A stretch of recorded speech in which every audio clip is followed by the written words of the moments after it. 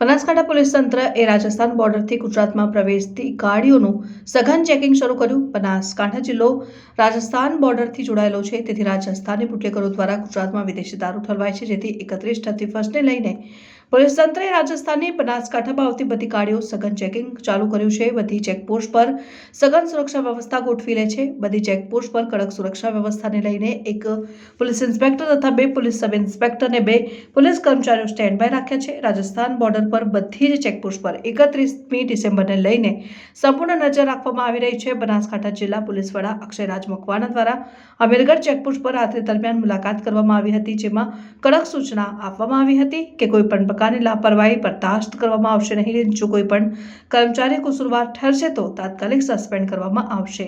દર્દી, ફેમિલી, બુઝુર્ગ જેવા સવાર લોકોની ગાડીઓ તે તરત જવા દેવાનો આદેશ આપવામાં આવ્યો। આજે 30 ડિસેમ્બર અને આવતીકાલે 31મી ડિસેમ્બર તથા 1 જાન્યુઆરીને લઈ અને બનાસકાંઠા પોલીસ એક્ટિવ મોડમાં આવેલી છે। આપ જોઈ શકો છો એમ પ્રકારે બનાસકાંઠા જિલ્લો જે છે રાજસ્થાન સાથે એક લાંબી બોર્ડર શેર કરે છે, જેને લઈને પોલીસની જે પરમેનન્ટ 9 જેટલી ચેકપોસ્ટ છે, એ સિવાય બીજી 7 જેટલી ચેકપોસ્ટ બીજી પણ ઊભી કરવામાં આવી છે અને તમામ ચેકપોસ્ટ ઉપર પીએસઆઈ અને પીઆઈ કક્ષાના અધિકારીનું સુપરવિઝન મૂકવામાં આવેલું છે। હાલમાં એ તમામ જગ્યાઓ ઉપરાંત એલસીબી અને એસઓજીની ટીમ પણ તમામ ચેકપોસ્ટ ઉપર કાર્યરત છે।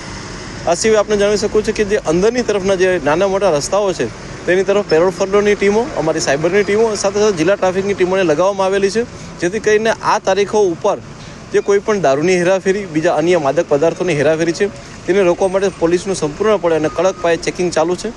એ સિવાય જેટલા બી લોકો રાજસ્થાનથી આવી રહ્યા છે અને ખાસ કરીને 31 મહિને આવી રહ્યા હોય, એ લોકો કોઈ નશાની હાલતમાં ના હોય અને આપણા ગુજરાત રાજ્યમાં પ્રવેશે ત્યારે એ લોકો નશાની હાલતમાં ના હોય, એ માટે થઈને તમામ જે વાહન ચાલકો છે એ તમામને બ્રેથ એનાલાઇઝરનો ઉપયોગ કરીને એમને પણ હાલમાં ચેક કરવામાં આવી રહ્યા છે, જેથી કરી અને ગુજરાત રાજ્યની અંદર, આપણા બનાસકાંઠા જિલ્લાની અંદર સંપૂર્ણપણે કાયદો વ્યવસ્થા જળવાઈ રહે અને સાથે આવા કોઈ પણ ઇસમો જે છે એ નશાની હાલતમાં કોઈ એક્સિડન્ટ બી ના કરે અને માદક પદાર્થો લઈ અને તેની હેરાફેરી પણ ના કરે। Thank you.